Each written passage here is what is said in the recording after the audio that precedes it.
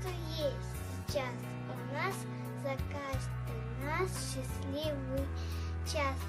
За то, что солнце светит нам, спасибо доблестным солдатам, нашим дедам и отцам.